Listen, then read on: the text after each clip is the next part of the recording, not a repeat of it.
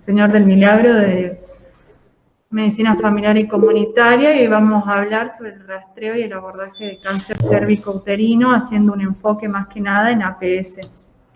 Bien. Bueno, en cuanto a los objetivos de este Ateneo, es conocer el estado actual de la patología acá en la Argentina y en Salta.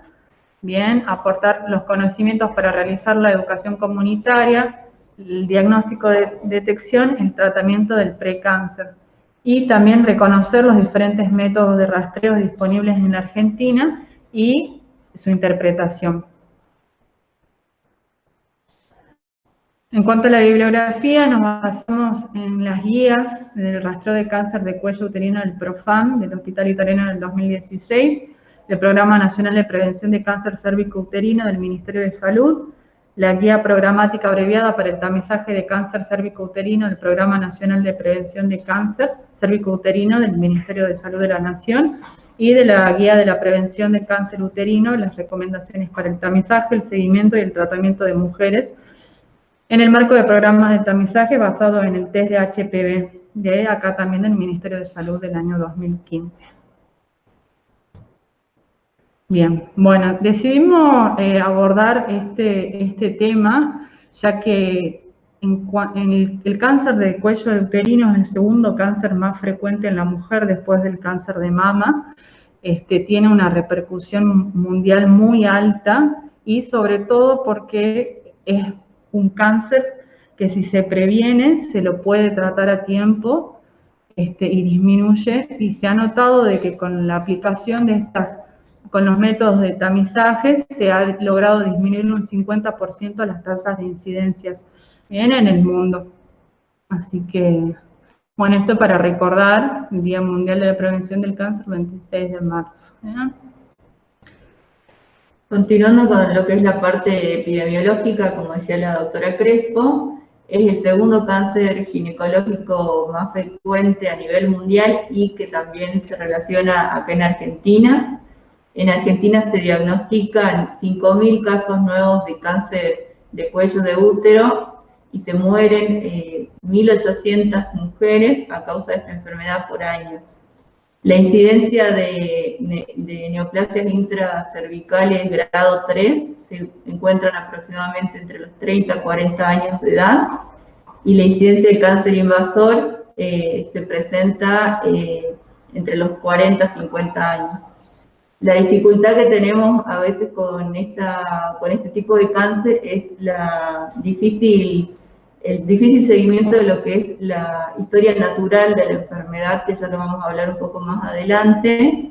Y hablando un poco de los números de la Argentina y los números de Salta, según el Instituto Nacional del Cáncer en el 2019, plantea que Salta supera la media, formando parte del quintil de las provincias de mayor prevalencia de lo que sería el cáncer cérvico-uterino. La media nacional es de 7,4 cada 10.000 mujeres y el valor de Salta es 13,7 cada 100.000 mujeres. Junto con Misiones, Chaco, Formosa, Corrientes, forman el quintil de mayor prevalencia de cáncer cérvico-uterino. Bien, en el año 2018 se presentó en el Congreso de la Sociedad de Tocoginecología acá en la Argentina un estudio que se hizo acá a nivel provincial en el Hospital Público Materno Infantil, que fue del 2012 al 2017, que buscaba más que nada comparar la incidencia de los diferentes cánceres de la mujer en este periodo de tiempo. Lo que se hizo, bueno, fue comparar la incidencia de los cánceres de cervix, de endometrio y el de ovario, y lo que se pudo ver, de acá fuimos sacando diferentes conclusiones. Primero que nada, acá en el cuadro que se ve a la izquierda, la incidencia que tiene según la edad en cuanto al cáncer de cervix, bien, y se puede ver que la tasa con mayor incidencia, digamos, a partir de los 51 y los 55 años, perdón, 46 y 50, 36 y 40 años, bien, en el cáncer de cuello. Después acá en el segundo cuadro lo que podemos ver es la estrecha relación que tiene en cuanto a la incidencia del cáncer con la escolarización, bien, siendo que en todos los casos, tanto para el de cervix y los otros cánceres, el de endometrio y el de ovario, supera el 50% únicamente las mujeres que han alcanzado la primaria, bien. Entonces también esto es importante hacer hincapié en cuanto a la educación. Después, acá podemos ver también en el primer cuadro, en el de barras, la estrecha relación que hay en cuanto a la incidencia del cáncer para las mujeres multíparas en comparación a las nulíparas, ¿bien? Y en el cuarto gráfico, en el gráfico de torta, vemos también la distribución que tiene la incidencia de los cánceres según el inicio de relaciones sexuales, ¿bien?, en las pacientes, viendo que supera ampliamente con 50% en las mujeres que inician relaciones antes de los 18 años de edad. Bien, estos son todos datos que se los hizo de todas las pacientes diagnosticadas con cáncer en este periodo del 2012 al 2017. Bueno, para empezar a hablar del cáncer cérvico-uterino, primero que nada que quisiera hacer un recuerdo anatómico breve, bien, para hablar luego de cómo se va presentando según la fisiopatología. Entonces, bueno, acá en el primer diagrama podemos ver las regiones anatómicas en las que dividimos el útero, bien, en el cuerpo, en el istmo y en el cuello. A su vez, el cuello del útero lo podemos dividir en 3 zonas, en la superior, en la media y en la inferior. Y a nivel histológico y también a simple vista podemos identificar que en el cuello, con el espéculo, vamos a observar 3 zonas. El epitelio cilíndrico, que es glandular, bien, en la parte interna, digamos. Luego el epitelio escamoso estratificado y la unión entre ambas, que es la unión escamoso-cilíndrica, bien. Bueno, acá también podemos ver en un corte transversal, digamos, el epitelio glandular, la unión escamosa cilíndrica, bien, y en el lugar donde se unen se llama zona de transformación, que acá se puede ver a nivel histológico, ¿no? Esta zona de transformación, estos epitelios cervicales van pasando por diferentes cambios morfológicos en todo el ciclo de la mujer, bien, más que nada tiene que ver según la edad y bueno, las etapas por las que va pasando.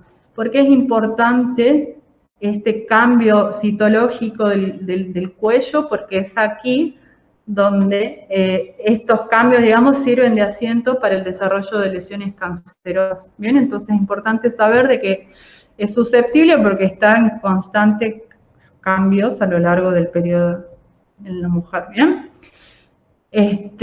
Bueno, y acá de manera fisiológica quería recordar de que cuando el epitelio cilíndrico se expone al ambiente ácido de la vagina, se va a reemplazar por un epitelio escamoso. Como bien digo, esto es un proceso fisiológico y se denomina metaplasia escamosa.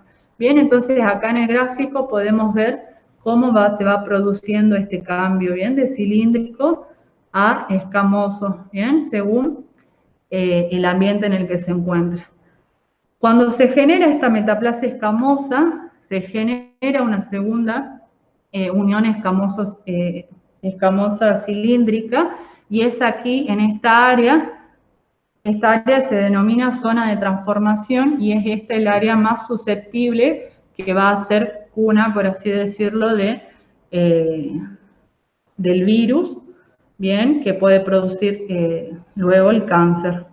Bien, acá se puede ver una imagen, el borde interno de la zona de transformación, que va a ser el asiento, bien, una zona vulnerable para la infección del HPV.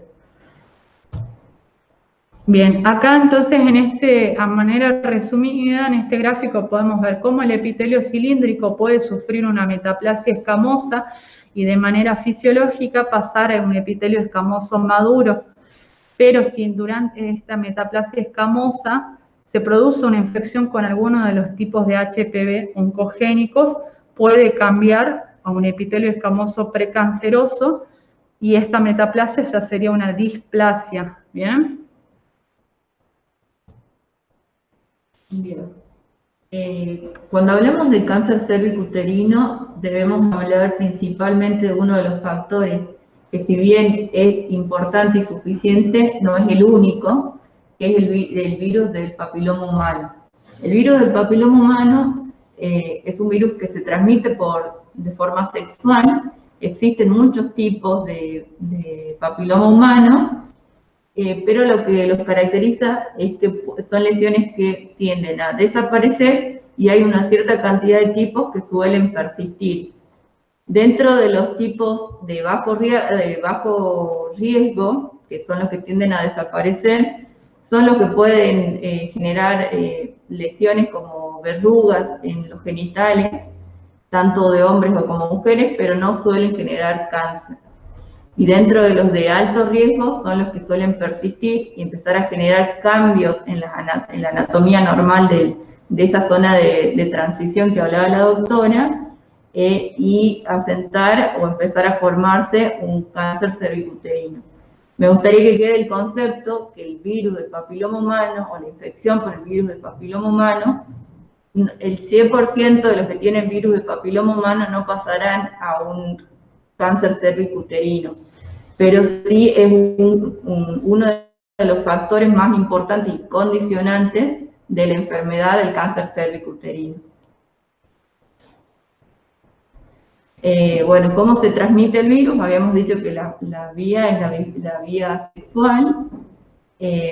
Poco después de iniciada la actividad sexual puede transmitirse este virus.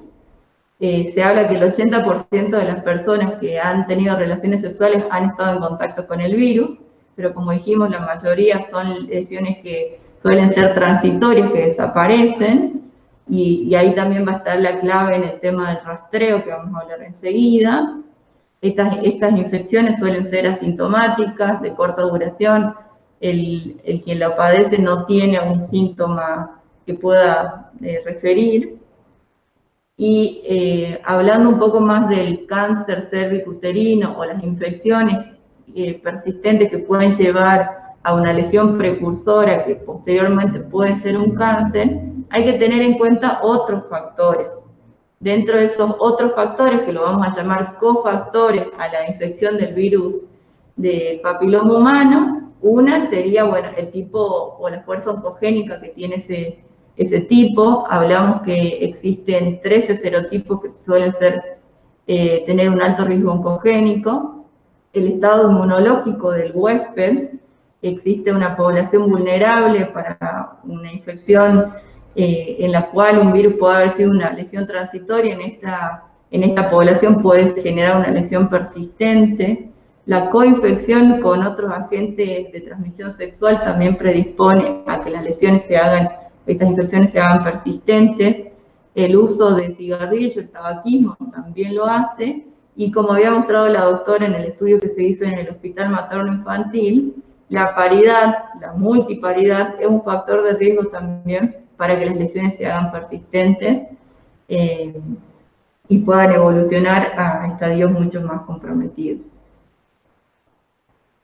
Cuando hablamos de la fisiopatología de las lesiones escamosas intraepiteliales, a mí me gusta hablar de lo que sería la historia natural de la enfermedad. Planteamos un cuello normal, que dijimos que el 80% puede estar expuesto al virus del HPV.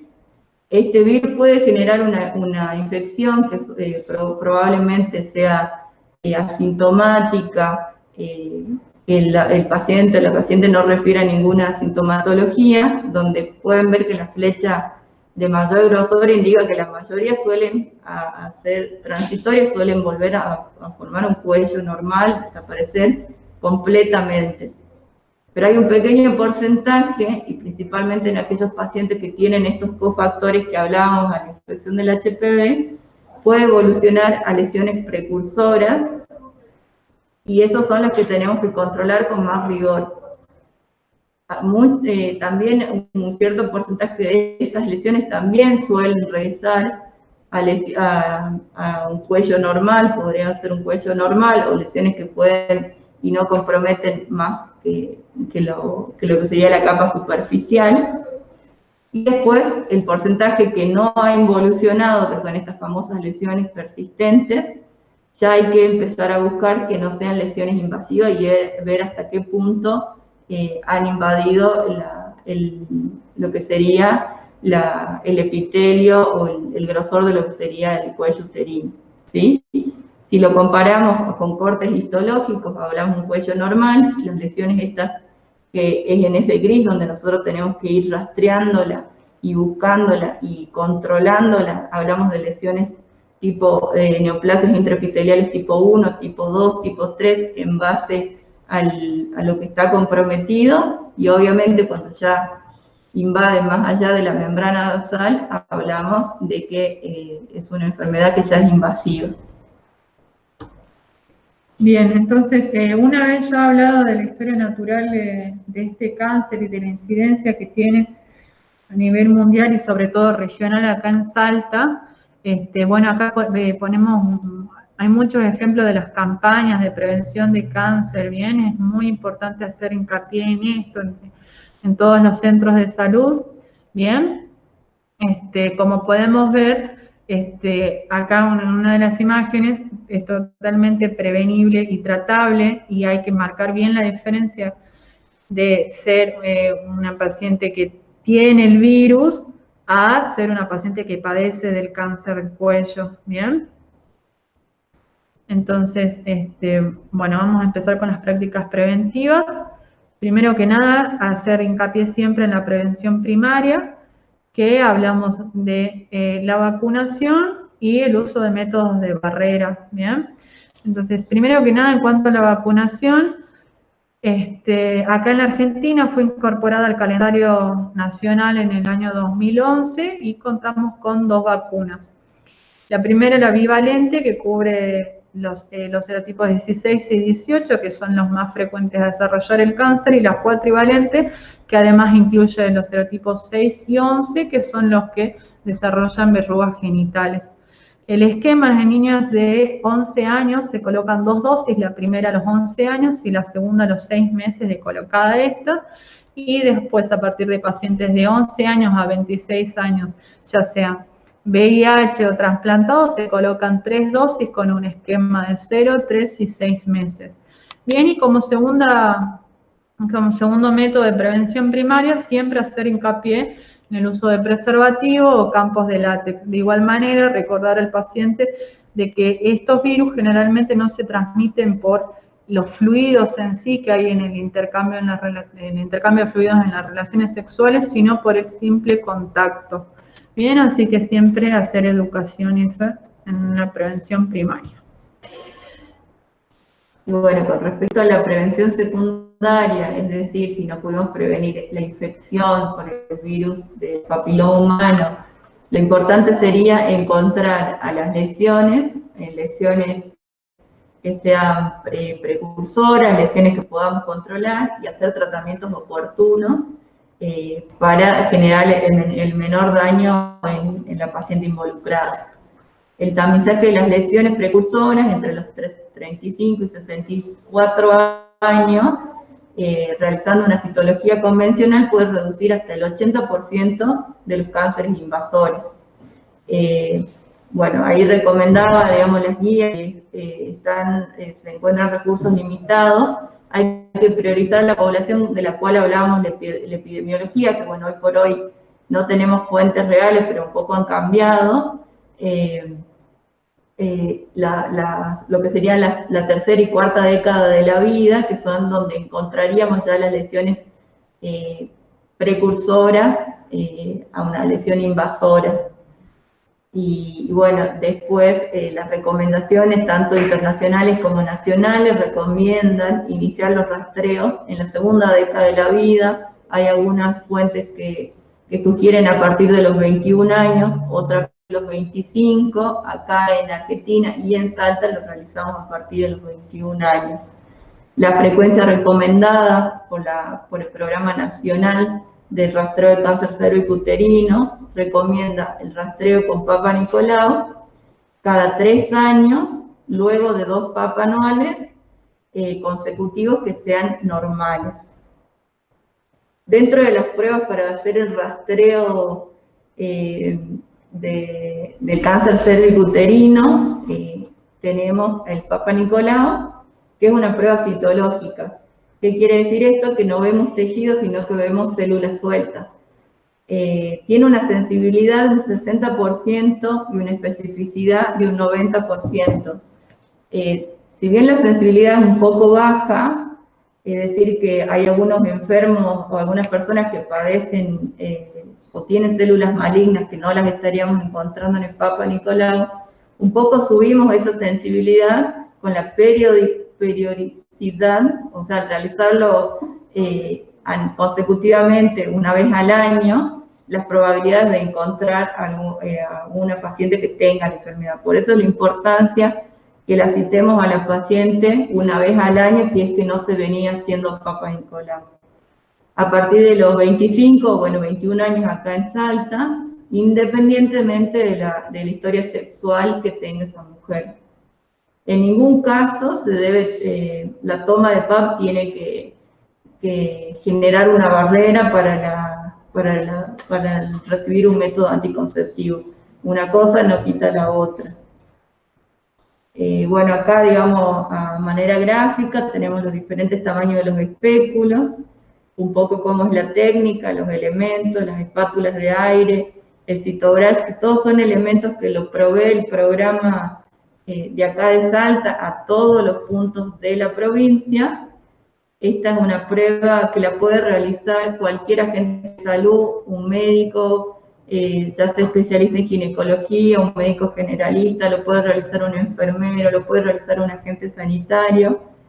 Incluso la Organización Mundial de la Salud sugería que con ver 5 Papa Nicolau y realizar 20, ya uno puede hacer tranquilamente Papa Nicolau.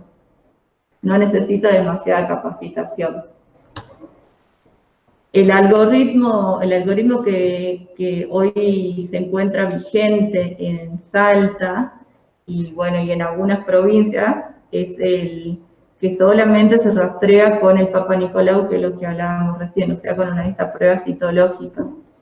Dentro de los posibles resultados de la toma de PAP puede ser que el Papa Nicolau sea insatisfactorio, por lo cual hay que repetirlo en la próxima consulta a la paciente. Puede ser una citología negativa, es decir, que hay que hacer el control habitual.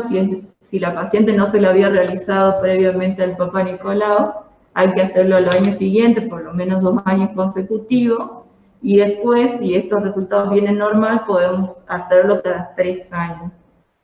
Si el informe del Papa Nicolau nos informa ASCUS, que son lesiones escamosas que tienen un significado incierto, no pueden decir que es un Papa Nicolau de citología negativa o un Papa Nicolau con una lesión escamosa de alto grado, es decir, un intermedio, se la debe repetir a la paciente a los 6 meses o a los 12 meses, y es una paciente que la tenemos que estar mirando de cerca, citarla en el centro de salud, decirle y explicarle la importancia de continuar con el rastreo de esta enfermedad, junto con los LSIL, que serían las lesiones de bajo grado. Y bueno, y en el otro extremo tenemos los ASC-H, que también son lesiones que tienen escamosas, atípicas, que tampoco tienen no se puede excluir que haya una lesión de alto grado, se las debe manejar igual que las lesiones de alto grado, que son los HSIL, y junto también con los que serían los que tienen células glandulares atípicas. Esas si recibimos en algún informe del Papa Nicolau, nos debemos derivar inmediatamente con un servicio de tercer nivel para que se hagan los estudios posteriores correspondientes, entre eso colposcopía, toma de biopsia, y ver cuál sería el tratamiento oportuno para ese paciente. Bueno, ahora vamos a hablar de test de HPV. Esta es una técnica que se empezó a implementar acá en la Argentina hace muy poco tiempo. Empezó en la provincia de Jujuy y bueno, debido a los estudios que comprueban cómo ha disminuido las tasas de cáncer de cuello usando esta técnica, se la ha decidido implementar en todo el país. Hace poco comenzó el empleo de esta técnica acá en la provincia de Salta, hace no más de una semana. Están probando todavía en el Hospital San Bernardo. Así que bueno, es una técnica innovadora que tiene mejores resultados aún. Este test se basa en la identificación del HPV por captura híbrida del ADN o mediante la detección del PCR viral, ¿bien? Es importante porque tiene una sensibilidad mayor al 90% y una especificidad del 93% para detectar las lesiones en estadio 2 y 3. Y lo que sí también que es muy importante es que tiene un valor predictivo negativo cercano al 100%, ¿bien? Al tener este valor predictivo muy alto, ya podemos empezar a emplear esta técnica cada 5 años, no como en los casos de citología, ¿bien? Otra ventaja que tiene esta técnica es que si bien la puede realizar un agente sanitario, también se puede realizar la autotoma bien por la paciente en su casa. Es una técnica muy fácil, bien, y hay diferentes estudios acá en la Argentina y a nivel mundial que esta característica de ser una autotoma ayuda muchísimo, digamos, en la incidencia del uso de la técnica, ¿bien? Entonces, bueno, acá hay una breve guía de pasos de cómo realizarlo. Básicamente, es muy similar a la toma del Papa Nicolau, lo que sí viene consta de un cepillo que viene en un medio de transporte, que es eso lo que nosotros le vamos a entregar a la gente de salud para analizarlo en el laboratorio. Bien, entonces, la paciente para hacer la autotoma se coloca primero en una posición cómoda, con las manos siempre limpias. Vamos a indicarle que destapen con mucho cuidado y tratando de que no haga contacto el cepillo con las manos ni con otro medio, que busquen introducírselo por la vagina hasta que haga tope. Una vez que hace tope, tienen que girar 3 veces, bien, y luego llevar con mucho cuidado también de tratar de que al retirarlo no vaya tocando otras superficies, llevarlo al medio de transporte y, bueno, ahí se rompe, digamos, lo que queda, digamos, desde la espátula, se lo pone en el medio de conservación y se lo entrega al agente sanitario. Bien. Entonces, en el momento en el que se implementa este rastreo con la prueba de HPV, viene el co-testing. ¿Qué es esto? Es realizar la toma de muestra de manera conjunta de test de HPV con la citología. Entonces, siempre que se hace una muestra, se recoge la otra. ¿Y cuál es la estrategia de este co-testing? Es que se basa en aplicar en primer lugar el test más sensible, que es el de HPV, y en segundo lugar el más específico, que es la citología. En este caso, cuando tomamos las dos muestras, la citología únicamente va a ser leída en el caso de que el test de HPV haya sido positivo. ¿Bien? Entonces, con este co-testing vemos cómo... ¿Se lo pueden ver? No. Bueno, con este co-testing ya tenemos las recomendaciones de cómo abordar bien, de cómo implementarlo. De mujeres entre 21 y 30 años, El método es el rastreo con PAP únicamente cada 3 años. Ahora, a mujeres a partir de los 30 años y hasta los 65 años, ahí ya hacemos el co-testing, que es el rastreo con PAP cada 3 años, o con la prueba de HPV cada 5 años, o con prueba de HPV y la lectura del PAP si es que la prueba de HPV dio positiva. Esto tiene una recomendación de grado A. En cuanto a las menores de 21 años, la recomendación es no rastrear, como bien lo dijo la doctora, debido a la prevalencia que tiene la enfermedad en ese rango etario. Lo mismo con las mayores de 65, pero que ya hayan tenido un rastreo adecuado previo. Las mujeres con histerectomía, sin cuello, en historias de lesiones de alto grado, o el cáncer cervicouterino, también lo mismo, la recomendación es no rastrear, y a las mujeres menores de 30 años, también, bueno, como ya lo dije, no rastrear con la prueba de HPV. Ahí es importante saber por qué a los pacientes menores de 30 años no se le hace las pruebas de HPV, el test del HPV, porque como habíamos dicho, hablando un poco de la historia natural y la epidemiología, estas lesiones suelen revertir. Entonces, muchas de estas pacientes, el 80% de las pacientes va a dar una prueba positiva, que leeríamos luego la citología, pero estas lesiones probablemente con el paso del tiempo, estas lesiones desaparezcan. Entonces, se ha enfocado que luego de los 30 años, si las lesiones siguen estando, es decir, son lesiones persistentes, estas lesiones sí habría que estudiarlas un poco más allá, primero con el Papa Nicolau y luego con una eventual biopsia si es que lo necesita, porque son lesiones que podrían progresar a lesiones intraepiteliales.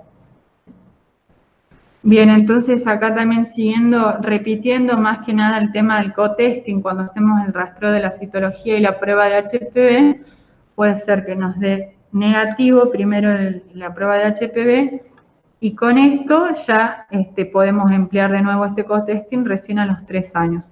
En el caso de que la prueba de HPV no dé positiva y la citología anormal, ahí ya derivamos consulta de especialistas para aplicar otros métodos de tamizaje como la colposcopía y una eventual biopsia. Si la prueba de HPV da positiva y el PAP es normal, ya también podemos repetir este co-testing a los 12 meses. Si a los 12 meses la prueba de HPV ya nos da negativa, ya podemos espaciarlos entonces cada 3 años. En el caso de que esta prueba después del año nos dé positiva, independiente de cualquier resultado de la citología, también vamos a derivar una consulta con especialista para su abordaje. Bien. Estos ambos algoritmos fueron extraídos del Consenso Nacional, bien, del cáncer de cuello en el año 2016. Como otro método de tamizaje tenemos la colposcopía, que se basa en un haz de luz con un lente aumentado de 10 a 20 veces que básicamente nos va a permitir rastrear estas lesiones una vez que podemos identificarlos previamente con algún otro método. Esta técnica hace el uso del ácido acético, que esta solución básicamente lo que hace es desnaturalizar las proteínas de las células precancerosas en el caso que haya, y vamos a ver cómo estas lesiones se pueden teñir y hacer acetoblancas o no. ¿Qué es lo que es importante considerar de esto de la colposcopía? Es su sensibilidad, que es mucho menor que las pruebas de tamizaje anteriores, que es solo del 34 al 43%, y su especificidad es del 68%. Es por eso que esta técnica nunca se la debe hacer de manera aislada, sino considerarse como una técnica accesoria al PAP. ¿Bien? Bueno, acá en la imagen podemos ver el haz de luz con la lente, bien, para identificar las lesiones. Bueno, como para recordar, y ya un poco terminando, mostramos lo que sería el algoritmo del tamizaje en las pacientes menores de 30 años, según la citología, que también correspondería, en el caso de Salta, no tener la prueba de HPV todavía sistematizada en toda la provincia, recién están probándola dentro de los servicios de tercer nivel, solo el algoritmo con el Papa Nicolau. Prueba de Papa Nicolau insatisfactoria, eso se debe corregir, ya sea porque la paciente estaba con algún flujo, alguna inflamación de la zona, se corrige, se trata y se debe repetir en ese momento, o bueno, tras cumplir el tratamiento, repetir la citología porque es una paciente que no ha sido rastreada si esa prueba nos dio satisfactoria. Si la citología es satisfactoria y nos muestra un resultado negativo, el tamizaje se hace, como dijimos, de rutina. 2 años consecutivos, si vienen normales, podemos pasar a realizarlo cada 3 años.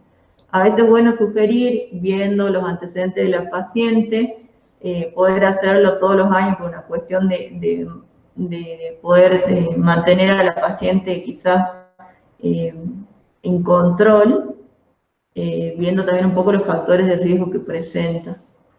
Si las lesiones, si lo que informa ese Papa Nicolau es a una lesión indeterminada o un LSI, se debe repetir a los 6 meses o a los 12 meses y en base a eso tomar conductas. Si son 2 citologías negativas, volvemos al tamizaje normal.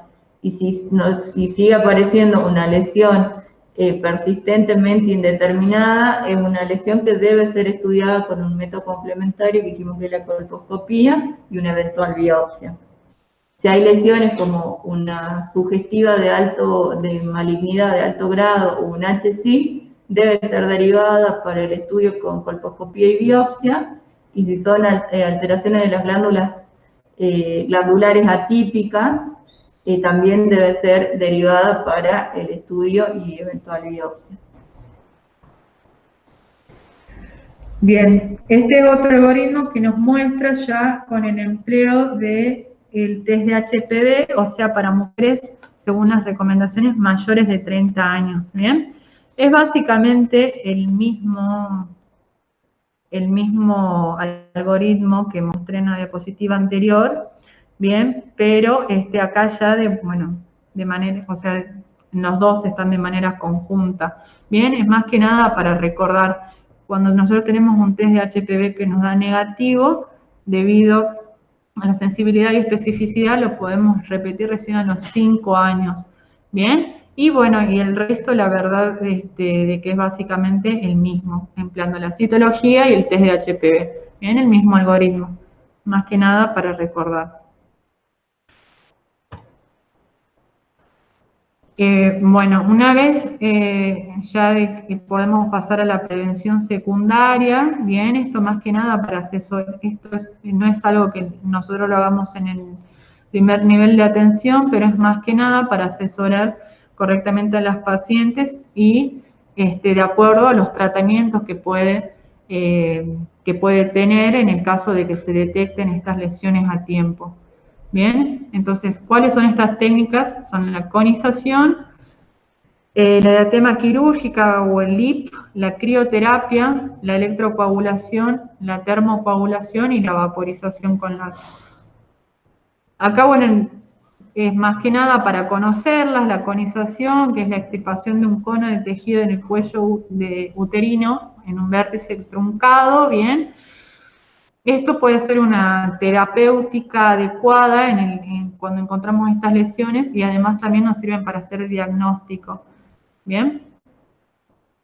Después tenemos el LIP o la diatema quirúrgica, que es muy similar al proceso anterior, solo que utiliza un instrumento ablativo que está constituido por un electrodo. Bien, acá como se lo puede ver, es básicamente lo mismo, solo que tiene otro instrumento, digamos, que va a hacer esta ablación.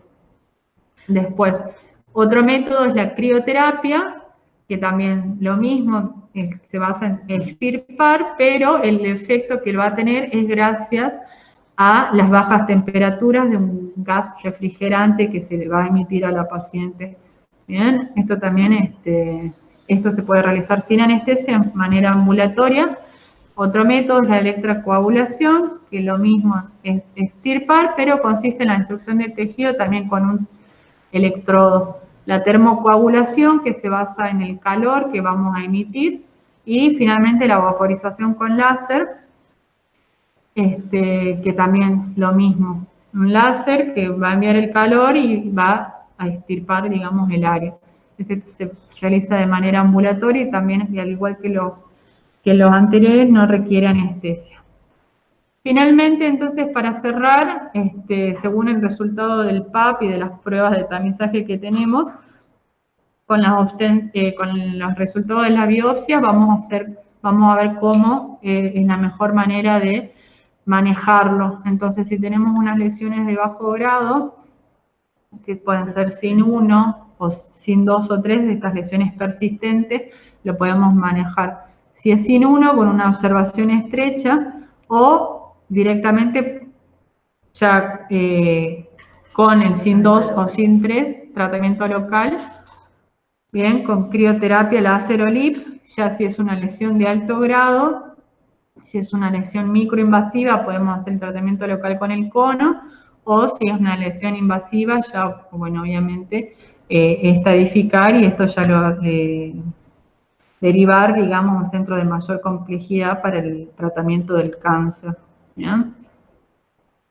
Bueno, eso sería todo, digamos, esperemos que les haya sido útil. La verdad que es muy importante debido a la alta prevalencia que tiene, bien, este cáncer en el mundo y particularmente acá en la provincia de Salta.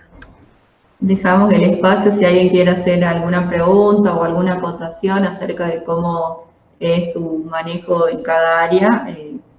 Todos los aportes son bienvenidos.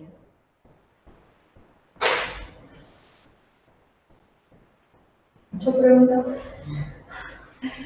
¿cómo hacen acá si detectan en un centro de salud una paciente que merezca ser derivada para el abordaje, cuando reciben un informe de un papá oncológico? Bien, la sistematización de la información la tiene que manejar la paciente y nosotros nos tenemos que comunicar con el servicio. En el Hospital San Bernardo están recibiendo a las pacientes, comunicarnos con el servicio del programa de cáncer cervicuterino del Hospital San Bernardo para derivarla a la paciente. Y sigue, bueno, básicamente ahí es donde se le da toda la continuidad a este sistema, pero siempre derivando al Hospital San Bernardo. El Hospital Materno Infantil también tiene un consultorio de citodiagnóstico, ¿sí? Donde también está la doctora Sánchez Wilde, bueno, no sé si fue la doctora Lepe todavía, se trata ahí, o sea, en el Hospital San Bernardo lo que hay es el servicio de ginecología oncológica que le da como mucho respaldo, digamos, al tratamiento de estas patologías cuando haya que tratarlos, ya sea a través de crioterapia o con el... Pero también tenemos otra posibilidad, que es el Hospital Materno Infantil, que tiene muy bien instalado el consultorio de citodiagnóstico.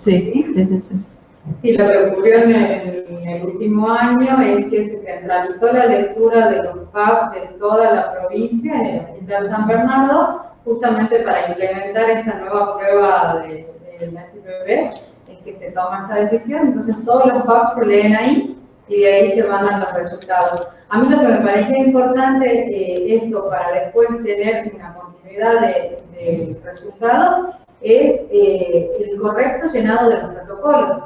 ¿Sí? Si nosotros no consignamos el teléfono, no ponemos bien el domicilio o hay un dato que está mal en el protocolo, perdimos a esa paciente y la oportunidad de hacer un tratamiento o una prevención secundaria o terciaria en caso de que tengamos resultados alterados. Por eso hay que tener, siempre lo vemos por ahí en consultorio, de asegurarnos que el protocolo coincida con el vidrio, que estén todos los datos detallados y bueno, que la muestra sea satisfactoria. Que las pacientes no se sientan. Y chequear también que lleguen los resultados. Si estamos viendo que sí, generalmente se espera acá en Salta Capital, por lo general son 20 a 30 días, y siempre les digo que el proceso de la prevención del cáncer de cuello termina cuando uno chequea el resultado y hay que ver si es normal y le da la consejería y la cita para la próxima control de salud, o bien, si es patológico, ya se le va haciendo la red de derivación, ¿sí? Se la cita y se hace la red de derivación, ¿de acuerdo? Cuando dijeron que las intervenciones, yo me quedé con la prevención secundaria, decían las intervenciones del cono, LIP y eso. ¿El Papa Nicolau y la toma de la captura de líquidos, prevención primaria o secundaria? ¿Ah? Secundaria. Secundaria. Captura de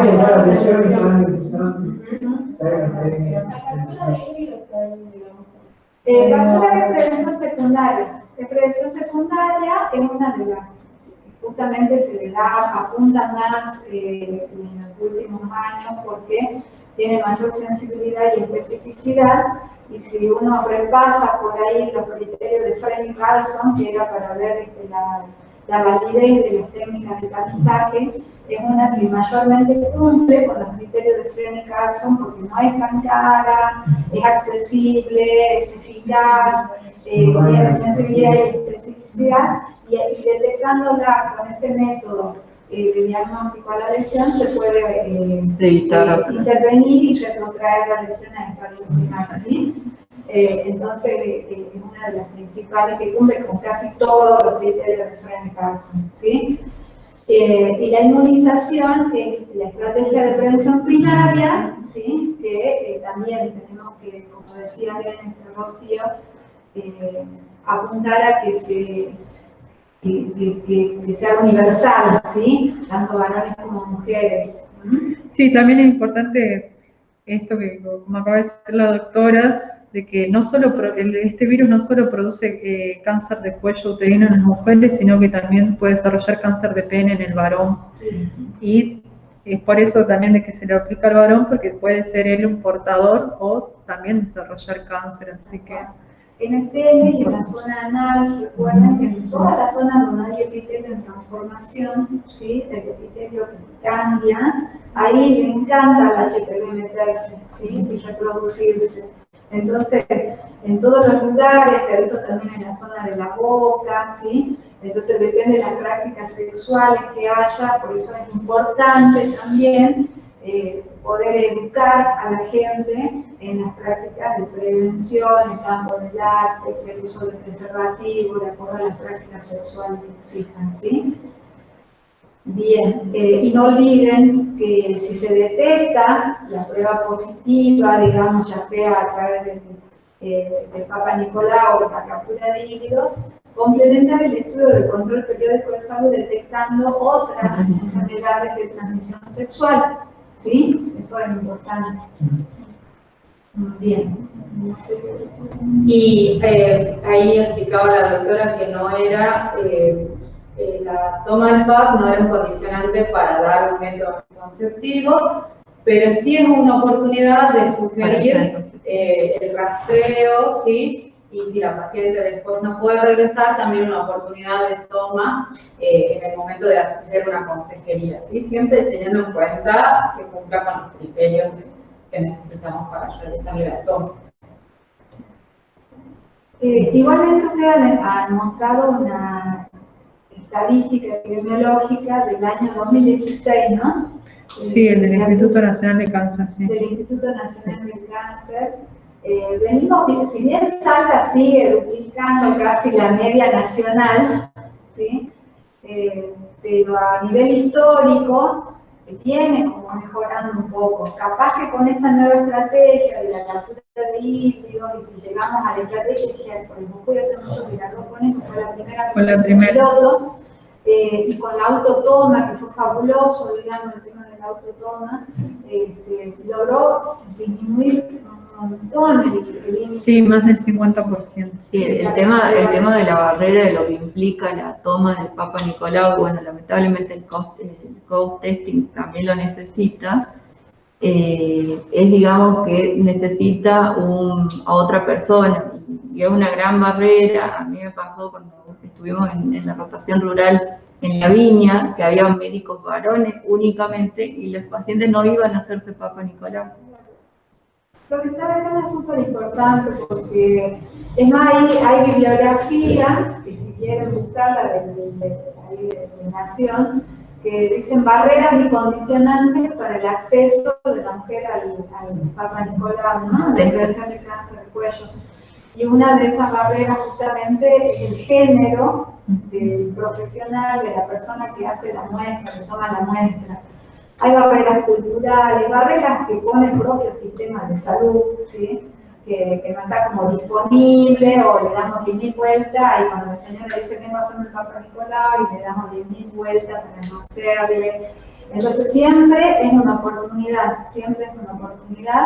y hay que facilitar y no entorpecer el acceso, dado que usted ha mostrado muy bien que nuestras mujeres se mueren, lamentablemente se siguen muriendo por el cáncer del cuello, y es uno de los principales cánceres a nivel ginecológico y generales también en las mujeres. Así que tenemos que hacer más acciones para prevención, sí tenemos que hacer acciones de prevención, porque si usted ha mostrado, vos mostraste la estadística en cuanto a la edad que mayor mortalidad hay, y si ustedes ven, la mayoría son mujeres jóvenes, entre 35, 48, 50 años, que se mueren en plena edad, donde es una edad joven, digamos, la mujer, ¿sí? ¿No?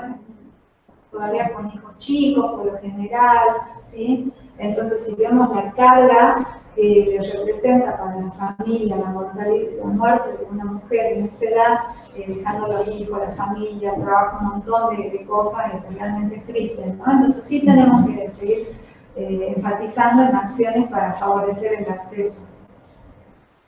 No sé si te recuerdo algo más. ¿No? El Hospital San Bernardo empezó ya, logró después de muchos años el laboratorio para la lectura, ya se habilitó a nivel nacional, y está comenzando con las capacitaciones a centros cabeceras de nodo. Acá iban a empezar con el Primavera, donde iban a hacer ahí, y después iban a ir a los centros cabeceras de nodo, que eran donde iban a centralizar las tomas, digamos, el COTEX, ¿sí? Captura de líquido y Papa Nicolau. Así que como que seguramente durante este año se va a ir expandiendo ya, y ojalá que así sea. No sé si Sebastián Amaya, desde su experiencia en su área, pueda contar o preguntar algo, porque justamente en el norte, cuando uno hace la epidemiología en Salta, de las zonas de mayor incidencia o prevalencia, hay estudios de prevalencia de serotipos de HPV, el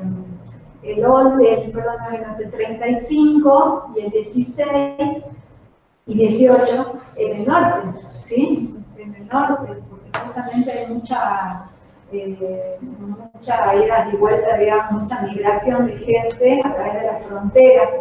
Entonces el norte de Salta es como un área caliente en la incidencia y prevalencia del cáncer del cuello y del HPV.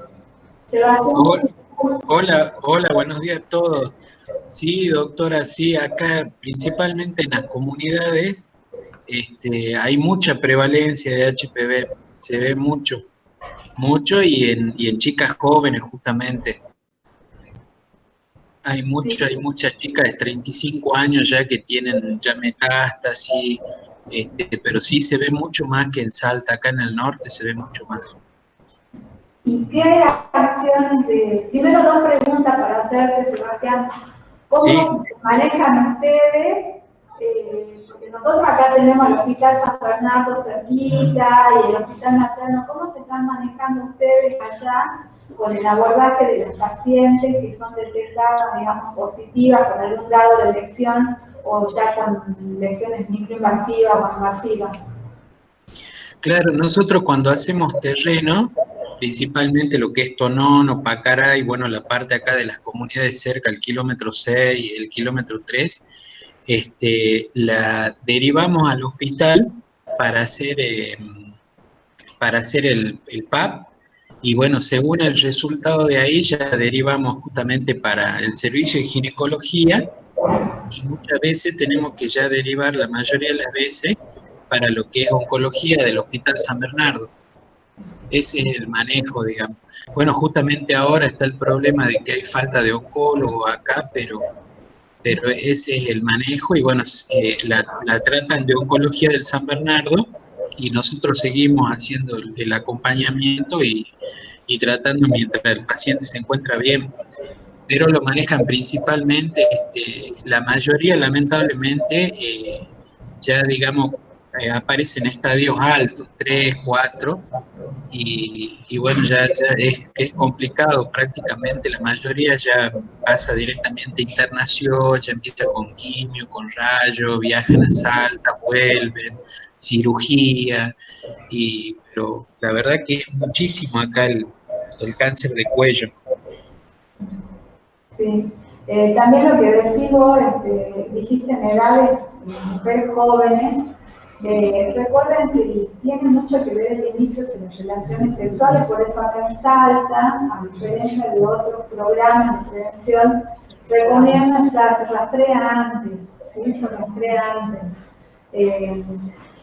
Lamentablemente, acá se adelanta de estadística, digamos, que dice que el inicio de las relaciones sexuales, por lo general, en adolescentes es entre los 12 y 14 años, depende de las comunidades de la zona, ¿no? Y en el norte tenemos por ahí que ronda entre los 12 años, más girando hacia abajo, el inicio de las relaciones sexuales en las niñas. Así que eso es como un factor, aparte vos dijiste que hay cofactores, como hacer el estado de nutrición, el estrés y ciertos otros factores que te ayudan a que el virus no se resuelva espontáneamente, sino que siga como avanzando. Y lamentablemente en el norte tenemos problemas de nutrición a la orden del día, o no sé qué opinas, Sebastián, de eso. Claro, sí, y por ejemplo nosotros justamente en terreno que no es tan lejos de acá de Tartagal, digamos a 6 kilómetros, 3 kilómetros, hay muchas mujeres de 35, 40 o más años que nunca se hicieron un PAP o no saben directamente. En Tonono, Pacarán, hay gente que no sabe, y bueno, es todo un tema para ir creando la confianza también entre los pacientes para que de a poco se vayan acercando, pero sí se ve eso justamente en forma temprana por el inicio sexual temprano que tienen también mucho embarazo no deseado de chicas, y es así complicado por la zona, por la desnutrición, por todo, por la falta de agua, por todo se complica, el estrés que llevan. Las mujeres acá es común en las comunidades que ellas van a buscar la leña, ellas hacen el trabajo pesado, digamos, tienen una vida muy sacrificada, muy sacrificada.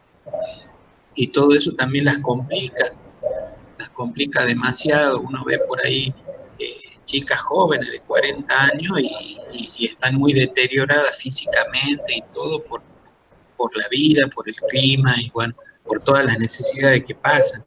Y principalmente de salud, igual también se acompañan de mucha anemia, se ve mucha anemia acá y bueno, es alta la incidencia. Bueno, muchas gracias, Sebastián. No sé si queda alguna otra duda, ¿no? Muchas gracias a ustedes. Bien, bueno, el otro martes que tenemos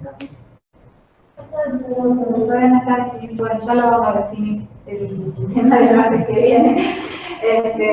Bueno, muchas gracias, chicas, bastante bien, interesante el tema.